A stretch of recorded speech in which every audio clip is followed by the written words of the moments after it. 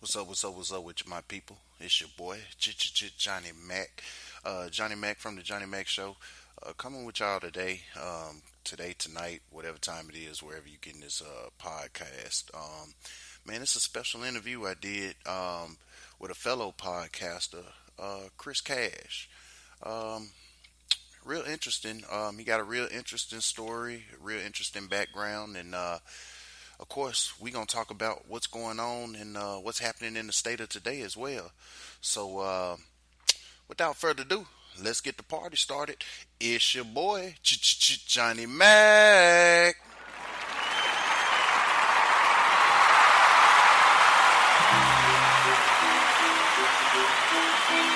Honey, Yes, dear. could you please pass me the Grey Poupon? Is it that time again? Yes, it's time for the Johnny Mac Show.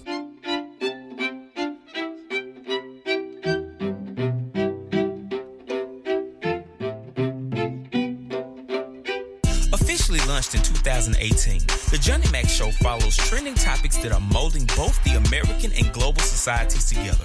We thank you for tuning in as usual, as the topics brought to you today are what you care about the most. Be sure to subscribe on the Johnny Mac Spreaker Show and check your local times and listings on iHeartRadio. And now, without any further ado, we bring you the man himself. Here's Johnny Mac.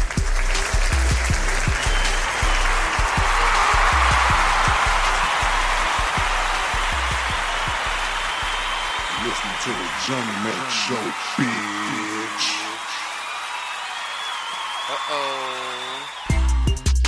Yeah, so like I was saying, so today's show, I did an interview with the homie Kris Kash. Learned a lot of interesting stuff, man. Plan on doing a lot of stuff with him in the future as well.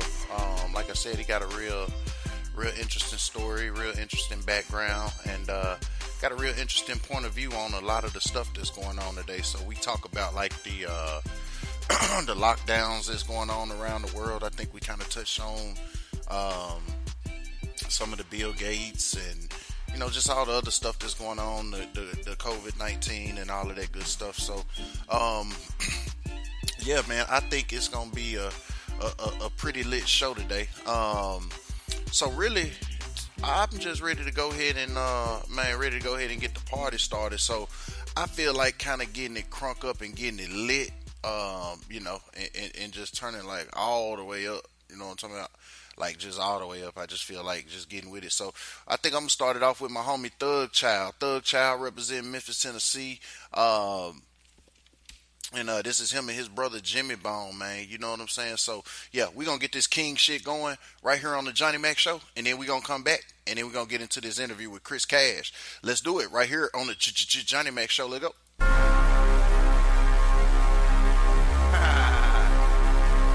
Listen to the Johnny Mac Show, bitch. King shit, boss shit, getting money and some more. King shit, boss shit. See, I never been a hoe. King shit, boss shit. I'm the king of all thugs. King shit, boss shit. Draping diamonds on you hoes. King shit, boss shit. Getting money and some more. King shit, boss shit. See, I never been a hoe. King shit, boss shit. I'm the king of all thugs. King shit, boss shit. Draping diamonds on you hoes. I'm the king of all thugs. You can call me rubber band.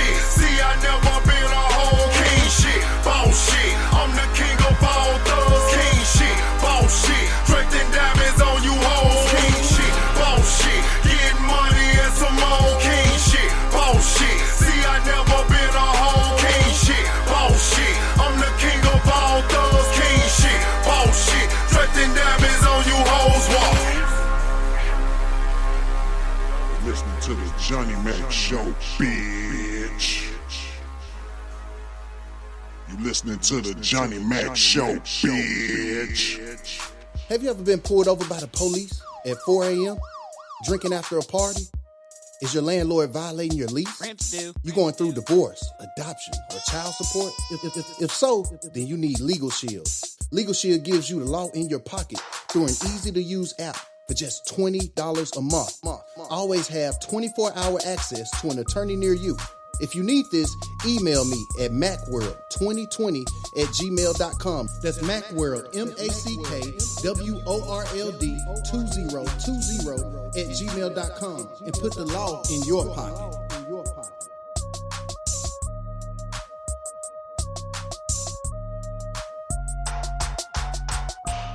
Raised in Elgin, but it's like 45 minutes away from Chicago. Okay. You listening to the Johnny Mac Show, bitch. I'm born in Chicago, and I came to Elgin, the suburb. It's a suburb of Chicago when I was like 5, 6 years old. Okay. Gotcha. All right, and so let me ask you this: what got you started with podcasting? And before you start, I'm gonna tell you my experience. So I forgot how I ended up kind of getting you. I seen your podcast. I think I had you on my Instagram at first, in some kind of way. I kind of seen you through your podcast, and I remember waking up. I had you on Facebook, and I remember waking up, man, like at about 3 o'clock in the morning, 4 o'clock in the morning, or something. And I think I had my computer on, and you know how your computer would run, and it'll play, a desktop. It'll kind of just play if it get, and it was just you talking, but you was spitting like some real, you know what I'm saying? Like you was spitting some real stuff though. It was getting real, and I was like, damn, like, and it was like it was raspy, and it was, and I sat there like, damn, and so ever since then, whenever you go live, if I'm free or if I'm not doing that, I'll go listen, or I might miss it when you go live, but I'll go back and I'll listen to it, a little bit after. It might not be right when you're doing it, but I'll still go back and listen to them, because a lot of the stuff that you be saying, man, that's that you be really hitting it on the head. So just trying to see what started you into the podcasting and all of that stuff. Well, man, first of all, I appreciate that, man. Very humbly, thank you so much for that, bro, and your support and listening and things like that means a lot to me. Well, man, bro, to be honest, to make it fast for you, man. I actually I started out doing music. I started out being I was an MC. I was starting out, had a couple deals here and there. That's how I started too. That's crazy. I was Johnny Mac the rapper. I was a rapper at first, but on my show, on my podcast, if you listen, I play a lot of underground musicians. Most of them are my partners. That I just don't do the music part no more, especially as a single dad. But all of my friends and But I'm sorry, I didn't mean to cut y'all. Go ahead, bro. Man, come on, man. I'm in your presence. I'm on your platform. I love it, man. No, but I started out as a rapper, man. I did a comedian around my city, Elgin, Illinois. A lot of people knew me from doing music. Around 2011, 2012, a crisis sort of happened. Me and my wife was getting this place, and the guy we was buying this place from, taking our money and ran off with our money. So that man, that forced us kind of to be homeless in a way.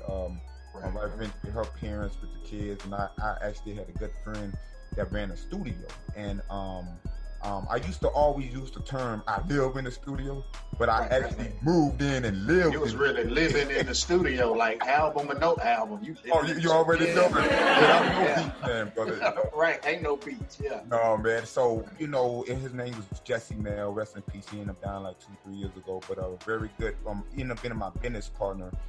He was the studio engineer, so he's like, man, Cash, come stay here.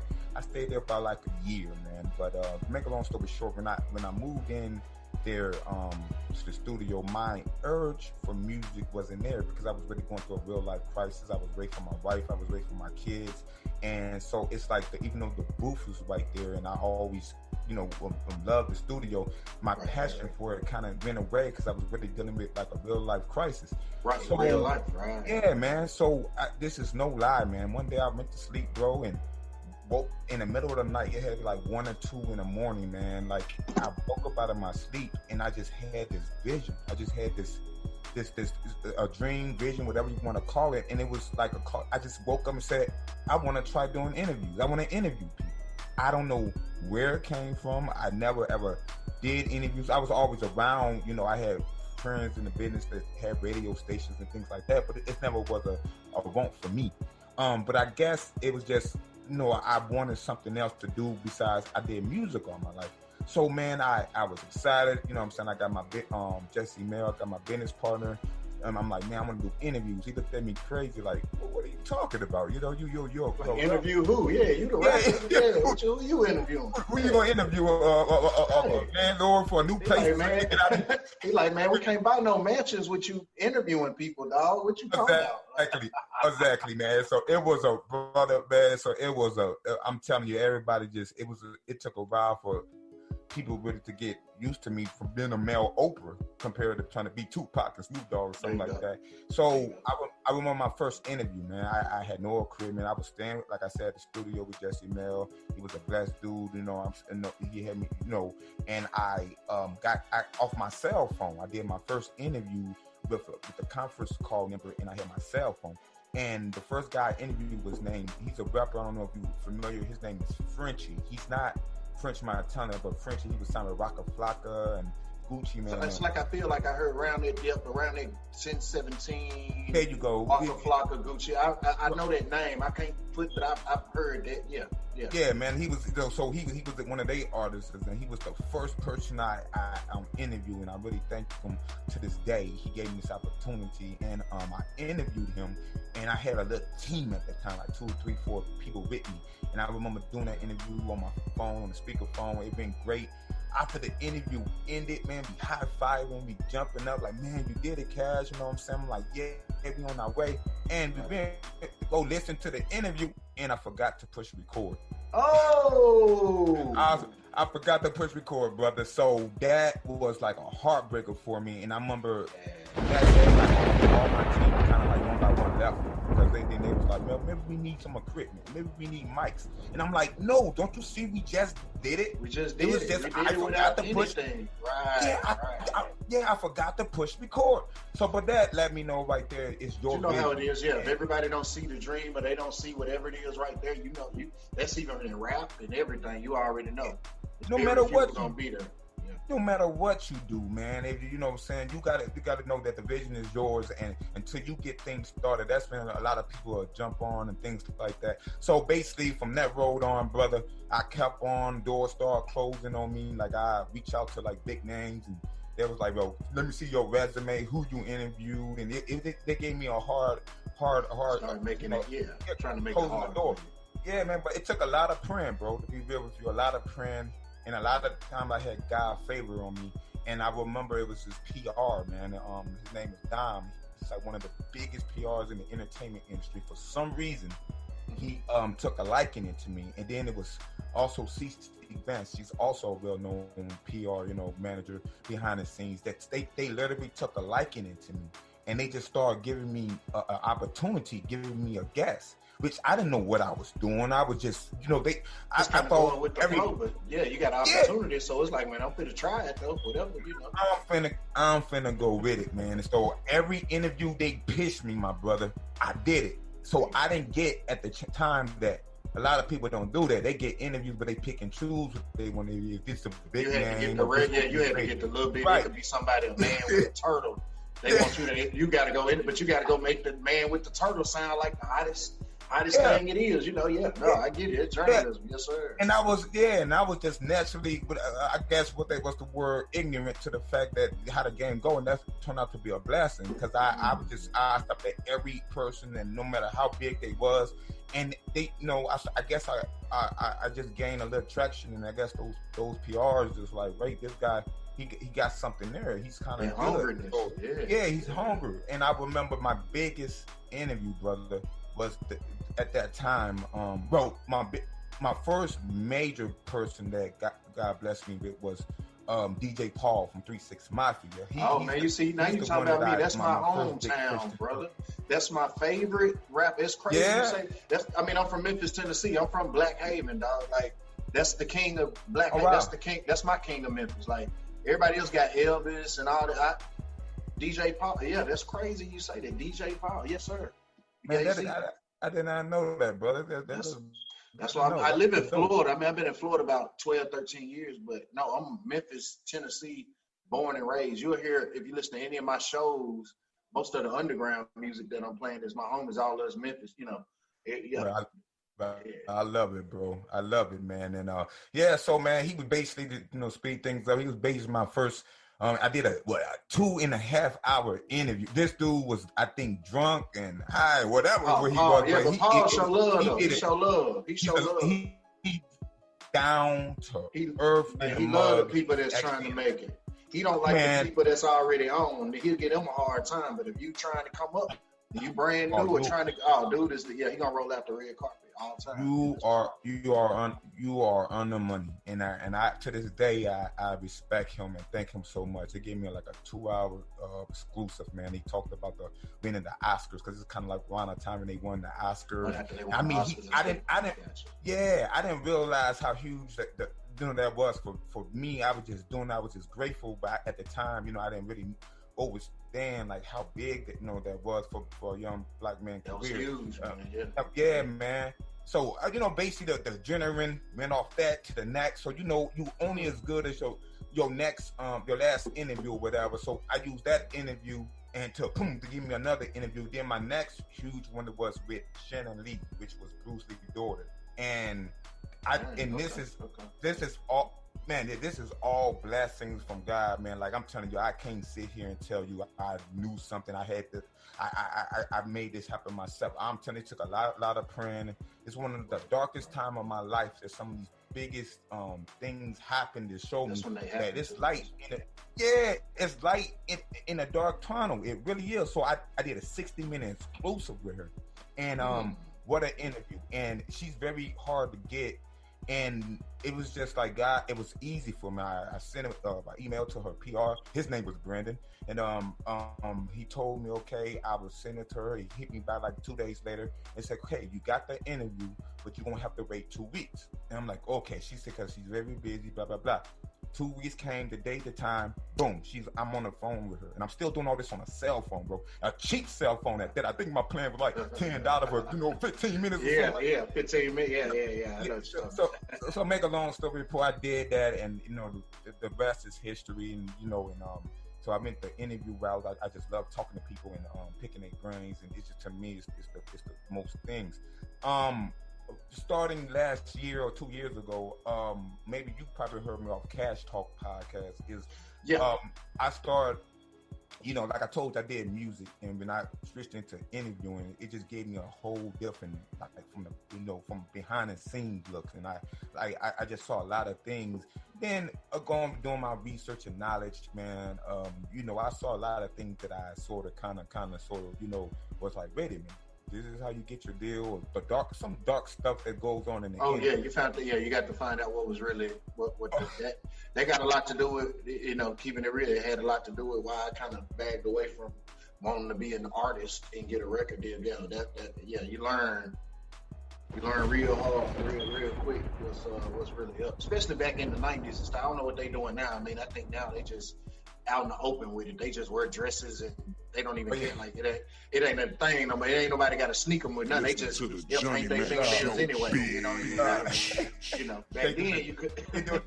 You listening to the Johnny Mac Show, it's off the rip, Young Thug and all that. Saw the one dude, forgot his name, he in Miami he had a wedding dress on, but he got a chopper in his hand. I didn't know whether to be scared or to be scared. You know what I'm saying? I don't know what he doing. But well, that's what's up, Chris. So in the jump, let's switch the gears a little bit. And so the way I do it on my shows, I like to, normally, because of rap, I will, and if you ever get to listen to them, and you'll listen to this one when I send it to you after it's all. All right, y'all. So right there, we're going to take a quick pause for the calls, and we're going to get a little bit of music in real quick, man. Y'all saw we was just talking about music, and my guy Chris said that his first interview came from DJ Paul. And of course, I'm a Memphis 10 representative, Black Haven, all that good stuff. And one of my reasons for doing music was 3-6 Mafia and DJ Paul and so forth. So you already know it's only right that we gonna get it cranking with this track man joint, man. This Hold Me Down featuring Project Pat, Fiend, and Trackman. Man, let's get it popping, and then we're going to come back and we're going to hear some more about what's going on with Kris Kash, and we're going to get deep and go down the rabbit hole right here on the Johnny Mac Show. Let's do it.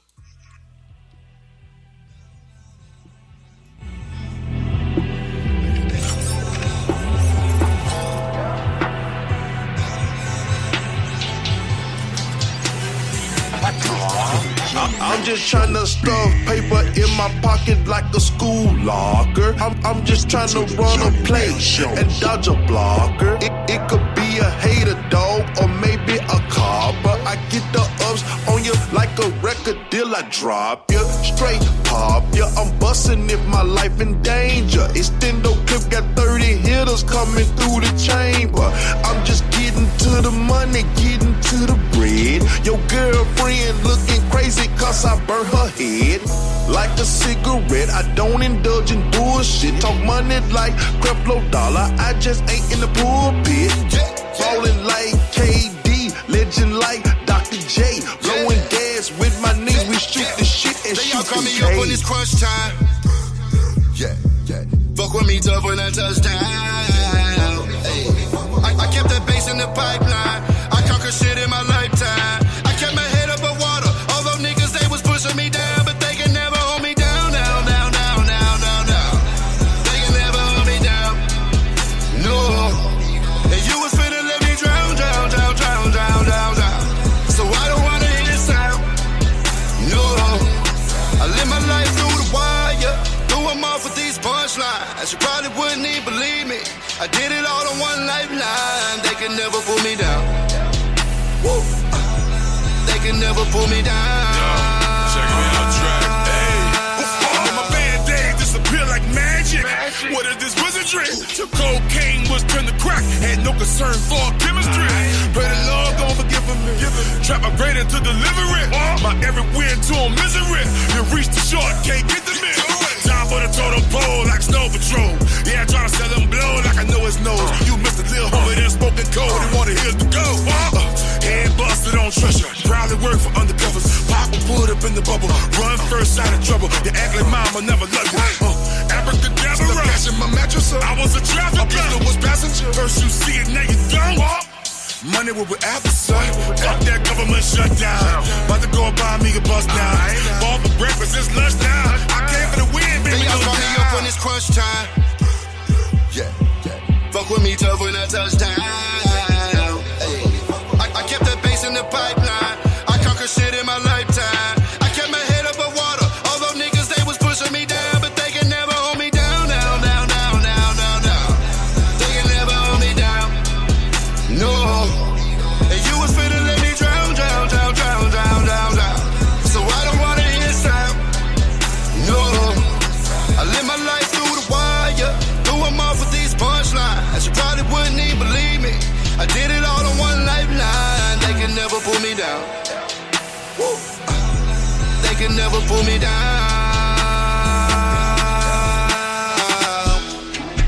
Hey. Listening to the Johnny Mac Show, bitch.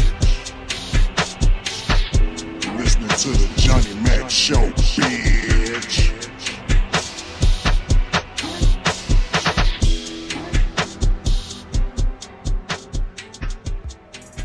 Have you ever been pulled over by the police at 4 a.m. drinking after a party? Is your landlord violating your lease? You going through divorce, adoption, or child support? If so, then you need Legal Shield. Legal Shield gives you the law in your pocket through an easy-to-use app for just $20 a month. Always have 24-hour access to an attorney near you.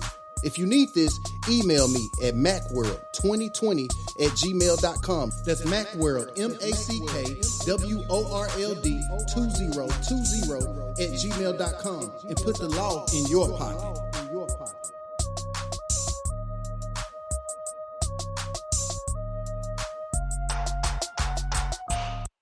Done up and stuff. I like to use real topics. I like to take, the hip hop music is the music part. But I like to get real topics, real issues, real stuff that's going on. And of course, right now, ain't nothing realer than the COVID-19. So I got some different stuff going on around the world that I kind of wanted to talk and touch on. Some stuff I even seen you talking on your talking on your Facebook. So to even just let's just open it on up. So Kris, you seeing the lockdown around? You in Illinois, so I'm sure y'all on lockdown too, right? I'm thinking everybody, but y'all on the strict one, right? Yeah, we gonna stay in the house, lockdown. Stay at home. Okay. Right, and I'm in Florida. We supposed to be on one, but I'm sure you seen the news. You see how that's going. Yeah. But let me ask you this, Kris. So with right now, there's a lot of people protesting the stay-at-home order. I think in Minnesota, in Detroit and Michigan and all these different places, a lot of people are starting to defy this stay-at-home order. A lot of people are not. As a matter of fact, let me go and I will. Let me see something real quick, Kris. 2 minutes, bro. Oh, you all good. Let's see here.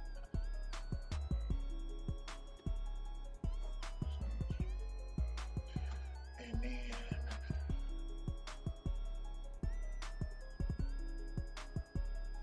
You're listening to the Johnny Mac Show, bitch. I was reading a couple of stories of people, defying the stay-at-home orders, and doesn't look like that it's going. Doesn't look like that it's going real good. A lot of people, they're getting pretty much fed up with it. Like right here, it shows Whitmer. She's the governor. I think this is the governor of Michigan, and this is an article here from CNN where it says that where the protesters gathered in several states capital this week to voice their opinions of the stay-at-home orders issued to slow the spread of the novel coronavirus. You got Michigan, Ohio, Kentucky, Minnesota, North Carolina, and Utah. States that are led by both Republican and Democratic governors have all seen protests in the recent days as the people grow more concerned about the economic fallout of the coronavirus pandemic. So, Kris, with you seeing all of that and with you being on strict lockdowns, give me your opinion on this whole thing, man. What's going through your head with this, and what are you telling your podcast crowd about what's going on? I'm listening to you. Well, man, just to bounce off, like I just wanted to bounce off, from doing the interviews, what made me launch Cash Talks podcast, which is available on all major podcast platforms, is because I saw, like I said, what was going on behind the music scenes, and saw that, wait a minute, man, these things really what it seems with these artists and celebrities he's selling to the public is really is not what it is. So that what really got me in, like, more of an activist or whatever you want to call me, just a 36-year-old man just sick and tired. So what's going on with the coronavirus, man, and this whole situation, bro, basically I just feel it's more to it. Okay, I'm telling my listeners and my viewers straight up, like, I'm just trying to, I'm not trying to force nothing down nobody's throat. I'm just trying to tell them to, pay attention to the signs, pay attention to the clues. We supposed to have this virus, okay, and that's one thing. I'm obeying the rules. I'm wearing gloves. I'm not wearing the mask, but I'm wearing gloves. I'm kind of not really being outside as much. 1 week go by, 2 weeks, 3 weeks. Kids, I got 6 kids, but 5 of my current wife. So, the house is full. Now, kids need to be outside. They got energy. They need to be in the sun. They don't need to, they need to be sucking up the vitamin D, right? Yeah, brother. I mean, tell you the truth, we all do. We ain't made to be cooped up. Hey, brother, I don't know about you, but I know I've been cool. I ain't been in jail. I ain't been in trouble for nothing. So why I'm on house? Feel like I'm on house. Right. You know what I mean? That's exactly what it is. So you just start, like, now you naturally start asking questions like, okay, so what's going on, paying attention to the news, bro. It just so much things just didn't make sense. I mean, like, I just thought what I feel now, some of our kind of constitutional rights is being violated. I feel like some of our God-given rights, just being a human, on some of our rights is being violated. I mean, some places we haven't, right here where I'm at in Elgin, we don't have a curfew per se, not yet. And hopefully we don't. I mean to cut you off too. Just as you're speaking, I'm looking at my TV. Your governor, the black lady, she's giving an update right now as we talking to. Yeah. That's the mayor. It just says Illinois officials. I got no mute. Oh, okay. I'm listening to you though. Sorry about that. It was just weird that it happened right now. It's a lot of real stuff, brother. That's the mayor, but she's the first year mayor. Then JB is the first year governor of Illinois and things like that. My mayor here is David. I don't know his last name. He ain't worth knowing his last name. But the matter of the fact is, man, I just feel like a lot of stuff is just. I just feel like it's a smoke screen. So what I'm telling people out there is to look between the lines.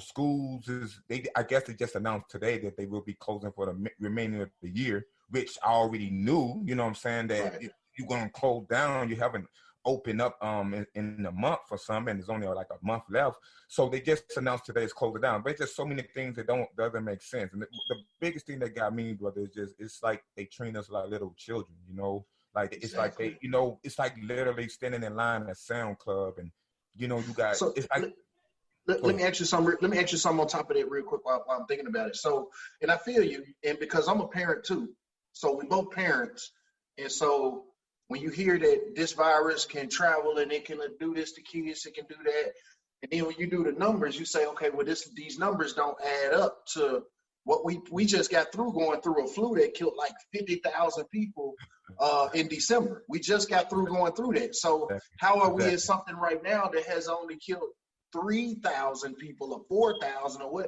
whatever it is? It ain't even in the double digits as far as killing.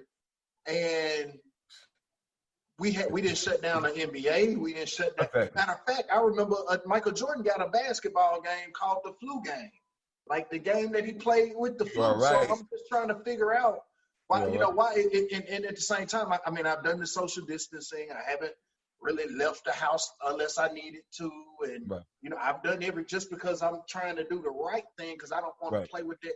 And then I got pre-existing conditions. I got asthma. My kid got asthma, so I try to be careful too. But at the same time, I don't really know, because a lot of stuff, like you were saying, a lot of stuff about it just kind of don't make sense. Like I'm seeing some people getting super sick, some people not. I don't know what's really what. Man, exactly, and just to get on it, like you say, and Michael Jordan did have a flu game, man. That was dope connection, and look, let's talk about Michael Jackson. He wore them masks and gloves. He wore them all the time, yeah. Now everybody look like Mike. Yeah, man, a little but no, but what you're saying is actually true, man. Like here you go, you got the flu, you got cancer, you got pneumonia, you got all these other diseases and viruses and sickness that's just as deadly and got more death rate is higher. And here you got the coronavirus, and it just the everything around it to me doesn't match up with the numbers. Now I know Jay-Z. Okay, I don't know if he's the first person that said it, but I know women lie, man lie, numbers do too. Well, I say man lie, woman lie, and numbers do too, because it's men and it's humans that put those numbers inside of computers. Okay, so they can be manipulated. All right, and so when I look at the media, that's exactly what I to be real with you, what I'm saying, to keep it sane, okay? I'm seeing those numbers being manipulated. One day it's 10 people that died. The next day, they talking about 500,000 people. It's like, ain't no. Now, I do want to say this. I know it's people that have lost loved ones, supposedly. I'm gonna say that supposedly to. Yeah, and I know some people too, and that's the scary part, and that's how it make me feel too. Like I don't want to stump on them or stump on what they saying, and because it is, there are people that's losing people to this, but it gets complicated when you find out that whoever dies of anything right now, they're almost going to say the coronavirus. Then somebody told, I did some research somewhere it showed we all kind of got the coronavirus in us or whatever, and they say that's why, it's on the back of the Lysol. And I didn't think that was for real. I was like, what? On the back of the Lysol, this and this and that. But, believe it or not, I don't know if you can someone put it right here. Yeah, it's really on the Lysol. And I had this Lysol, I had it way before any coronavirus, still the same can. It's a trip. It's a trip, and my whole thing of this is okay, so if they not, so if this coronavirus, let's say if the coronavirus is not real, what is so important that they feel they had to lock us in our homes What are they? Because I never understood the curfews and shit anyway. Like, I'm thinking like, so the virus is going to say, I can't wait till 10 o'clock. I'm going to go get everybody sick. Damn, them niggas lucky, boy. 10 o'clock, I'm coming. Now, they better hurry up, get that. They better hurry up, get them groceries and shit, because I'm coming. Like, what the fuck are they talking about? Like, you can get this virus it's a virus, so if you're going to you get it at 10 o'clock at night, get it early in the morning. So I didn't understand. It's a lot of things but it does make you wonder if these things ain't true, then what's really going on? Like, that's the scary part. Then it's like, okay, well, what the hell? Why do they want us out of the schools? Why are they? Because, they don't let the kids out of school usually for nothing almost. Come on. For like they in school, like, the teachers see our kids more than we do. We're used to, So now I'm not even understanding, like, why do they want every school empty? They got every road empty.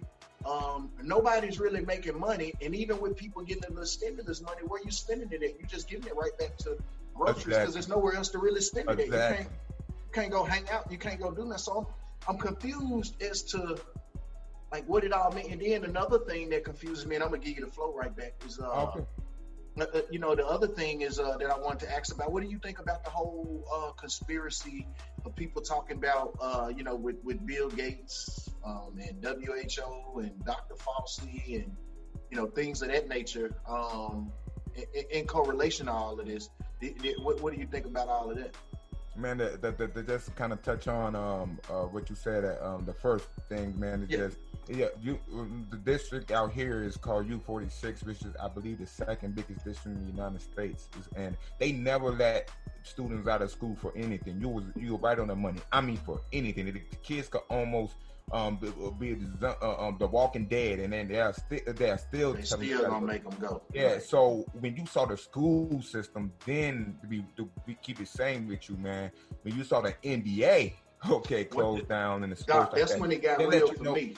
That's when it got real. I said, okay, now I'm like, dude, what now? And they said the whole season. When they said the season, if they said one game, I'm like, okay, maybe a lot of people got sick, maybe. But when they said no, the whole season indefinitely and all that, I'm like, okay, I'm not getting what's so bad that you can't go to a game. Like, And that's when I'm like, Jordan played a flu game, so what are they talking about?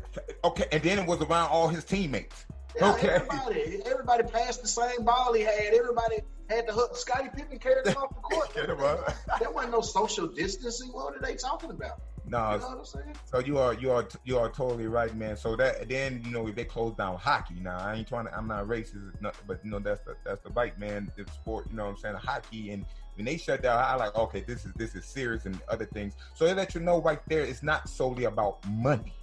Okay. Now, that's what scared me too. That's what I said. I said this thing is way nothing to do with money, because whoever it is, they don't mind losing this money, and that's the scary part, because everybody panicking about money. You got people ready to go against the orders because they ready to go make this money for these people. They pissed. They like, man, let me get out and go make this money. The government like, well, we'll pay you to stay at home. No, I'm gonna go make money for you. Like, which I mean, I get it. You don't want to sit on your butt and just look for handouts, but it's just real weird to me. And then they just throwing out money everywhere. So to me, it make me say, is this money not going to be worth something in another year? Is it something we don't know? Because they just throwing it out now. Everybody, 2,000, now they got a thing they finna try to do 2,000 for everybody. People that ain't even worked in however, I'm like, oh no, wait a minute.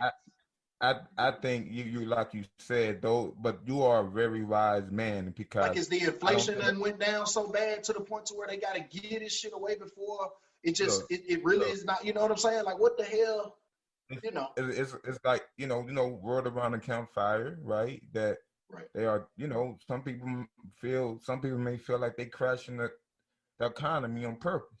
And so some people feel like this is what we saying. Yeah, and I mean, and it's hard to not consider it. You know what I'm saying? You can not almost like you got. Only way I don't think that Trump had nothing to do with it. First, I would have thought Trump, for whatever reason, because he is dead set on opening everything up. He's the only person that he is hollering, open it up, and they like, hey man, people dying and this and that. He act like, like whatever, man, open it up. So like, I can, like, on him, I'm like, okay, well, obviously it's something going against him. I don't know. It looked like he's battling something that he can't really I mean, I don't know. I'm not for or against them. You know, some people. I used to hate them like to the death. Then I kind of looked at some things and I'm like, I don't think I love or hate no president because they just people to preside over us anyway. Exactly. So they ain't no. You know what I mean? So like the agenda is gonna go on no matter who the presider is. They just gonna push the agenda. The presider is just to make it look good and give you something to talk about. So Obama, that was to give you something to talk about. George Bush, something to talk about. Any of them. It's always something to talk about because the agenda has already been written. So it don't matter who wins. Yeah. Even in the upcoming election, it's the agenda gonna get pushed. It's just gonna get pushed this way. If a Democrat get it, it's gonna get pushed this way. If a Republican, but it's gonna still get pushed. You know what I'm saying? This is why I couldn't agree more, my brother. This is why I tell everybody around me or everybody that approach me, do not get caught up in looking at things, face value. You have to look at everything in our life from bird's eye view. You have to, when you go from bird's eye view, you get to see 5-7 cities over. When you just look at things from face value, you're only seeing the things in front of you. And to me, that's what a lot of the, us as humans are doing. We're just looking at things face value. I don't get caught up in the Republicans. I don't get caught up in Democrats. The last time I voted was the first term of Obama, and I did vote the first term. The second term I didn't vote and haven't voted since. Because I realize it's like you just said, brother, it's the system. Don't get caught. No matter who, what player, what character. That's why they tell you the electoral college. When I saw when George Bush won, I went and I volunteered to help at the polls. So I helped work the polls with the NAACP. Oh wow! This was 2000, whatever that 2004 or 5 something. Whenever George Bush's second term against John Kerry. That's when I was working the polls, and that's when I knew because George Bush had really he lost the popular vote. He did. I mean, it was like a blowout. Like it was to the point to where everybody we was celebrating. We like that. Exactly. We Sizzler tonight, nigga. It's on. Like you know what I'm saying? We straight this. And then they come out and they say, well, but the electoral college. And I'm like, okay, electoral college. Niggas ain't even got a football team. Who is the electoral college? Exactly. What are they talking about? Like exactly. And then when you do the research on the electoral college, then it go to show you for real that I mean, I hear these people holler, vote or die, and you gonna vote and vote. But to me, that right there to me showed me I don't care what nobody say. This shit don't mean nothing.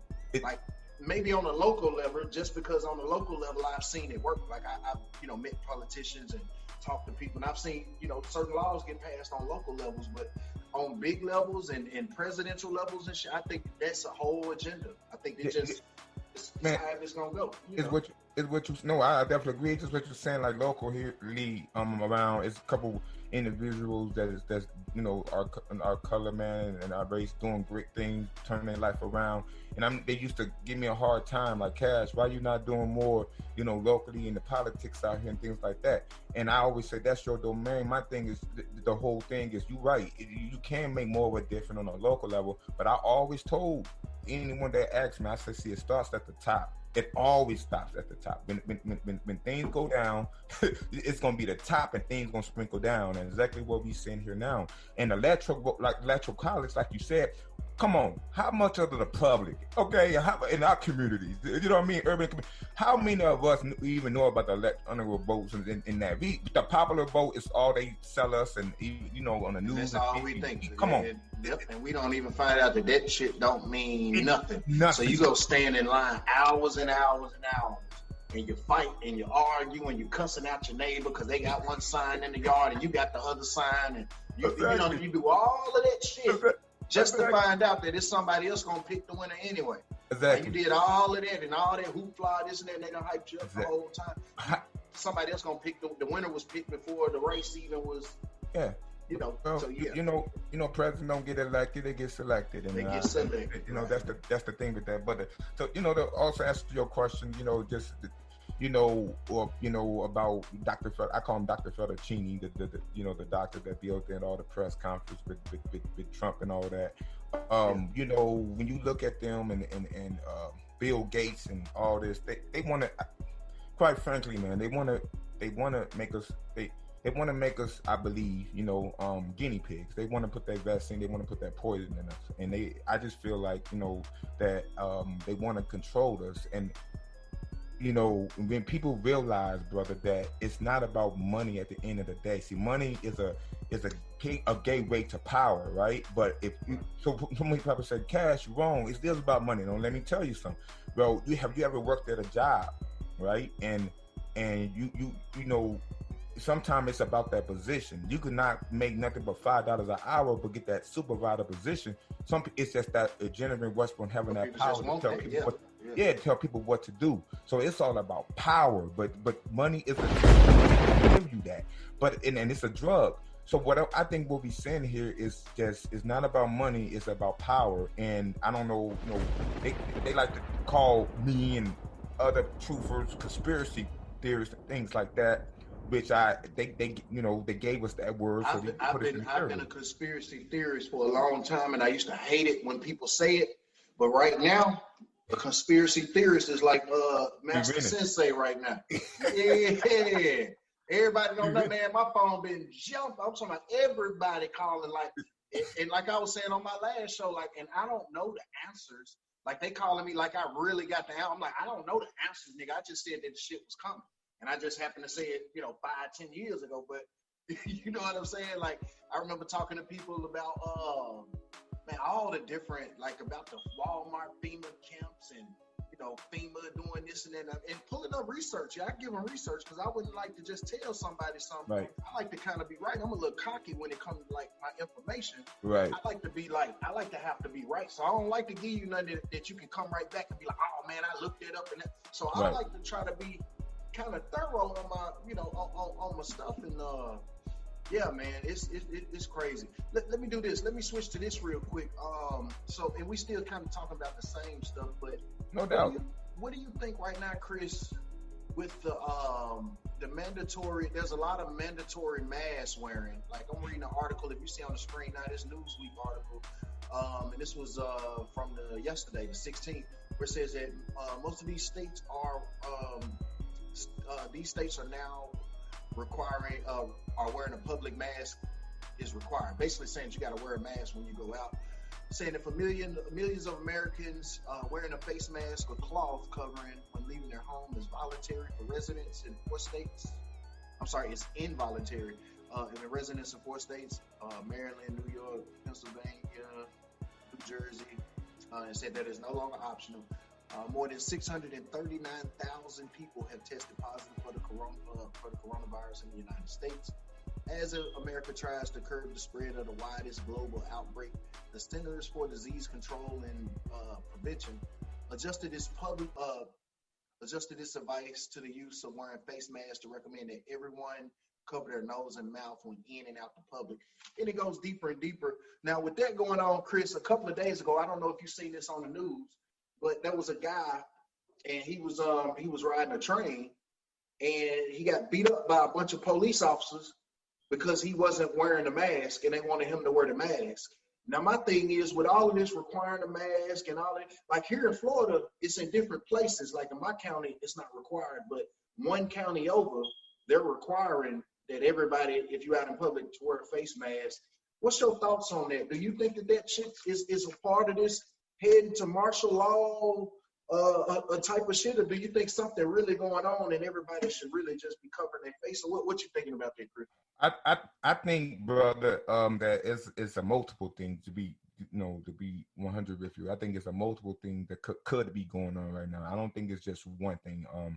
When you talk about the coronavirus, if people know what the meaning of what corona mean, what it means, it's multiple viruses. So what you have in here is you might have biological weapons that was released on purpose, made in the lab. But who released it, to me, is kind of saying, getting in an argument of white Jesus and black Jesus. Just be a good person and help your neighbor. That to me, other than that, you getting caught up in the sauce. So where it came from, where it was in it, we do help people die. My cousin died from this, literally died, and from the coronavirus, or complications. I saw his death certificate, right? Complications. all right, from the coronavirus. So this is another reason why people don't know personally I'm going so hard with this, because now it's touching my family. I just lost another close, a friend before my cousin died to this. So to me, it's a lot of things going on here. I also feel that it's I think it's an ultimate plan.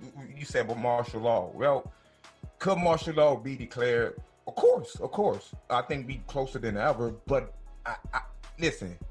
If they really wanted the elite, the power to be, if they really wanted to do the hostile takeover, like since Donald Trump been in office, man, as soon as his first day he got in office, he been racking up on ammunition, guns, bazookas. He did he stocked. Yeah, he did do that. He brags about it every one of them rallies and stuff. You're right. Yeah, he's proud of it. That's his main. We put billion into the the military. Then the local law enforcement all across the United States is geared with old tankers and old gear from the military. So if they really wanted to take over, trust me, I love guns and us. We want to hold a chance. But then this ain't usually how they work. They like to.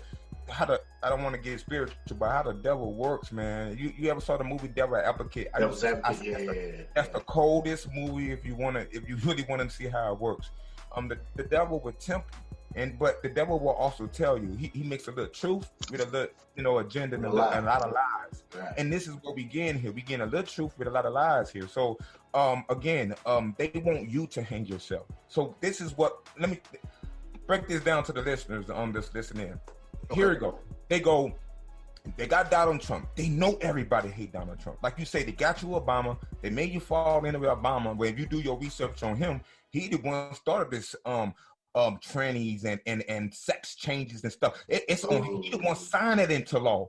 Okay? He the one signed it on that's on his watch. But people don't want to go there and see more laws passed for LBGT than BLACK, and that's just the facts. The main number of facts. It ain't nothing, Yep. Facts, but they'll put a price on my head for saying that. You already know, brother. No, but that's the truth. I already know. Yeah, everybody done already slayed me. They, so I don't. But but that's them facts though. Ain't nothing. Even Dave Chappelle did a joke about it. Like it's the truth though. Like you can't call nobody the FAG word, but you can. An old white man can still call me and you a NIG word though. In a heartbeat. And nothing to happen, but now you go tell somebody you fighting one of these dudes out here, and let's say the F word just slipped. You just happen to say, yeah, man, if you saying that while you hitting somebody and you want to press a charge, that's a 20-year charge. That's a hate crime that you get. Just because. But now the same dude can turn around and beat your ass, call you, the N-word, or whatever they want to say. They can call you that. Facts. And nothing happens. It's still the same. Nothing. You know what I mean? So yeah. No facts, and I can't agree with you more. So so now what they did is it's mind game, man. They put someone that you like, and then they take them away and they give you Donald Trump. And all the media do, which is all part of it, it just put this in your head to hate Donald Trump, to hate on everything he do, which and everybody falls for it, and it's like no one is thinking like, wait, am I being bedoozled?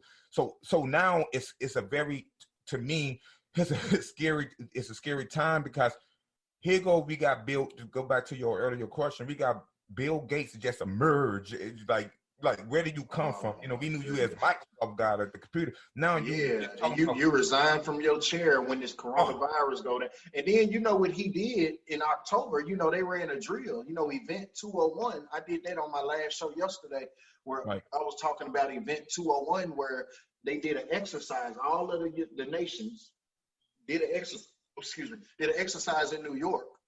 And in this exercise, there was a virus. And they had to pretend what they would do if a virus ever broke out and took over the world. All of that's fine and dandy. You want to practice on that, and you're trying to get okay. But then you say, what's so bad about that, Johnny Mac? Why is that a trip? Well, there's two things to trip. The first thing is that Dr. Fauci is a part of this same staff. Exactly. And then number two, the name of the virus in the drill that they ran. You don't know the name of the drill. Just give me any name, Chris. What name do you think? I believe it was Corona. It wasn't the name of the shit was called the coronavirus. Now, that was October 2019. November 2019, these same people, it didn't know, well, no, January, because in January is when we, it actually got us. Right. But in January, Dr. Fauci, same guy, got right on the fucking stage and acted like this was their first time ever seeing or hearing or didn't know what to do about this. I got problems with that. And I'm not on nobody's side, but if you say that, it'll be a problem. But I'm just saying, I don't know though, man. I don't know. Listen, bro. A long time ago, I don't believe in coincidence, man. I believe in what is, and there's no way you can predict to the T. And Bill Gates is on record saying that he wanted to populate the world. Depopulate the world, yeah. Do people I don't think people overstand. See, that's the problem. People understand. See, they mix it up with the words. I don't think they just shook their head and they just, man, he's a genius. Right as he telling you he finna kill you and everything in your existence, they looking at that like, damn, he's such a genius. He's a billionaire. He must be smart. That's capitalistic ass America. Capitalistic ass America. They feel like if you making money, you must be doing something right. And that ain't always the case. And that's how they train us since we was young. I mean, I don't want to get on this subject, but you take these celebrities and these musicians and these movie stars, do they make you fall in love with them? They make you like them. The end, when with stuff like this go down, All right, y'all, we're going to take another quick break. I'm going to get into another quick jam real quick here. And, man, this is going good with Kris Kash right here on the Johnny Mac Show. I think we're going to get into some 7. Let's do it. Yes. Yeah. You know. Johnny Mac Show. Hey. Trap Mafia. You listening to the Johnny Mac Show, bitch. She a genius. 7th grade, yeah. Alright. She genius. Bad attitude, roll her eyes, snap her fingers. She lunch. That girl finesse. Staying loyal to a nigga, swear that she a blessing. She rich. Stay on point while them other bitches geeking. She love a king. She love a boss nigga. Keep her motivated and never lost nigga. She saucy, ooh, yeah, that bitch be saucy. She saucy. That bitch be saucy. So exclusive, you don't see her kinda often. Check out her heels in the bag, she be flossing. She drive them haters, but I swear them hoes be walking. She make it happen, but my ex-o just be talking. Ever since we link, I swear my ex be stalking. She going hard on these maggots, never soften. She so clutch at this life, fuck a coffin, nigga. Go. She genius, go. She genius, go. She genius. She genius. She a genius. She so genius. She genius. The girl a genius.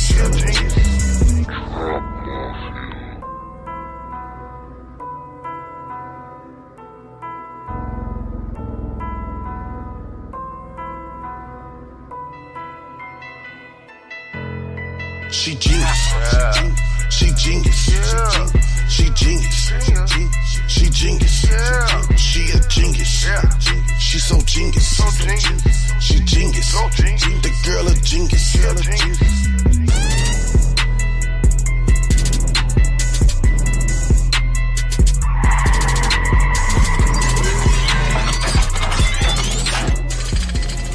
You're listening to the Johnny Mac Show, bitch. Straight the hell with them. You know what I mean? This is what this is all about. I feel like are they actors or are they musicians? Are they actors or are they ball players first? Which one? Because I think it's a little bit of both. I think like you see these sports players and things like that, and you take I don't want to call no names out, but Diddy, Puffy, you know what I mean? He go him, you fall in love, you grew up with him and things like that.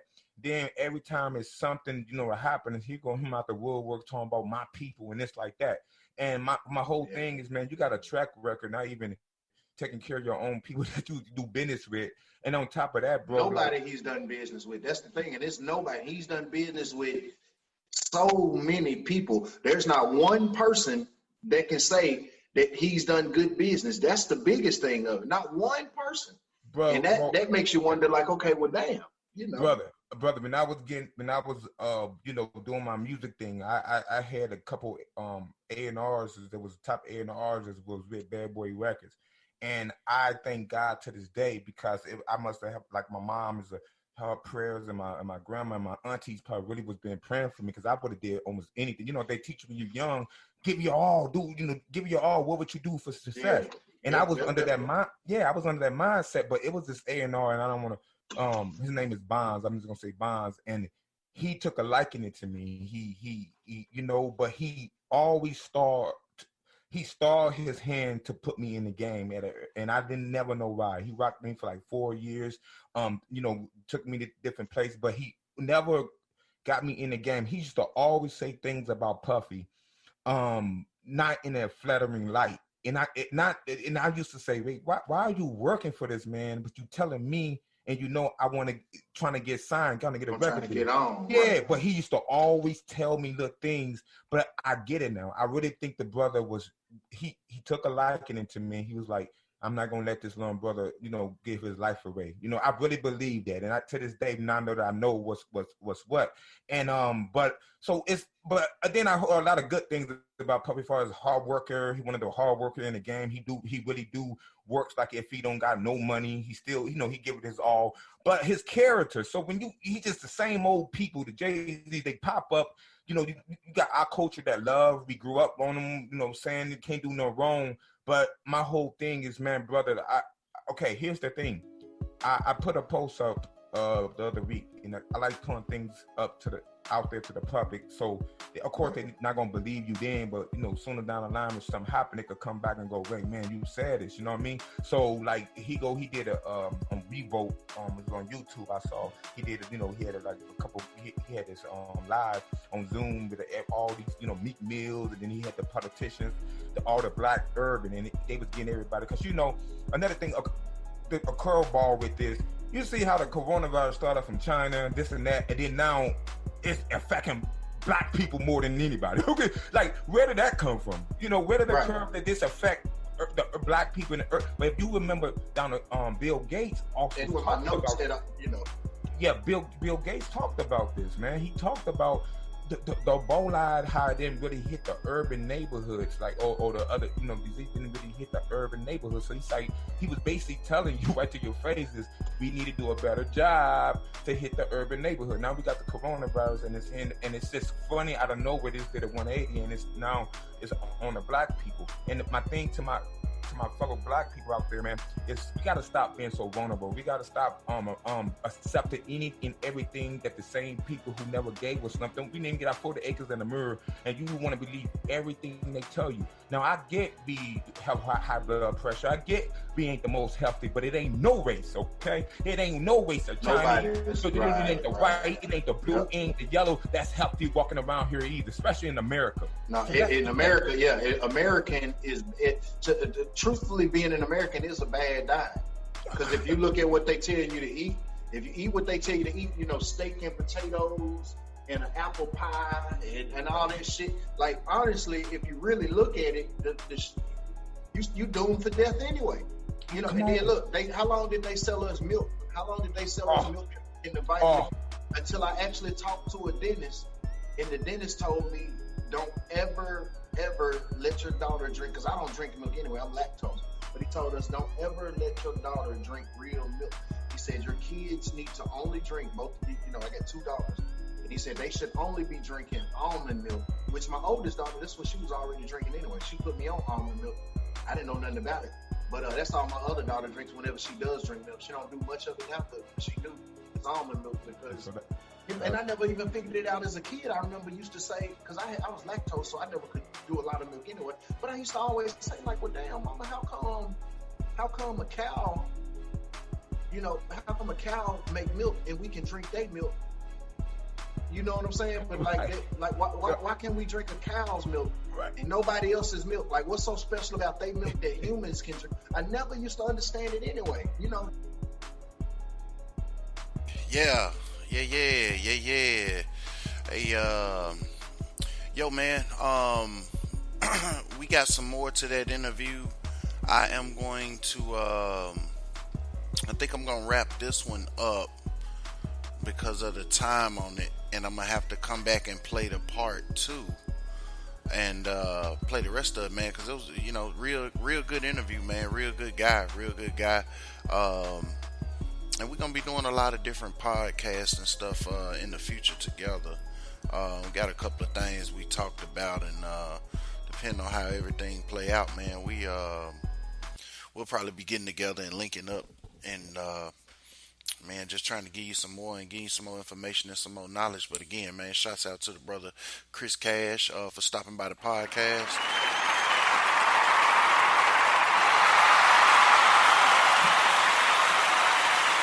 Listening to the Johnny Mac Show, bitch.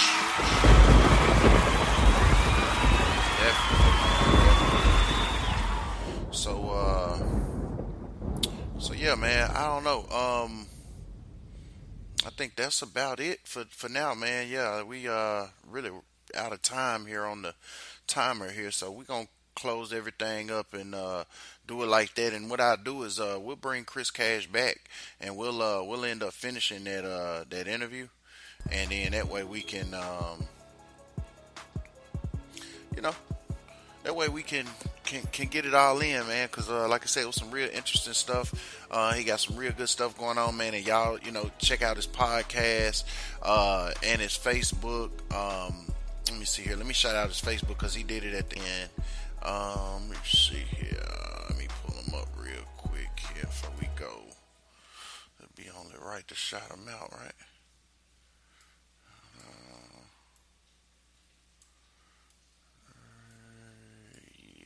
Yeah. Let me see. Okay, Kris Kash. Just want to make sure I get it right since it ain't.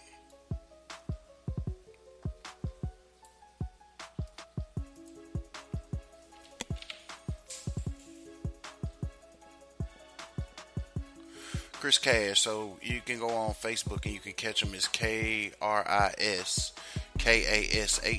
and then Robinson, ROBINSON.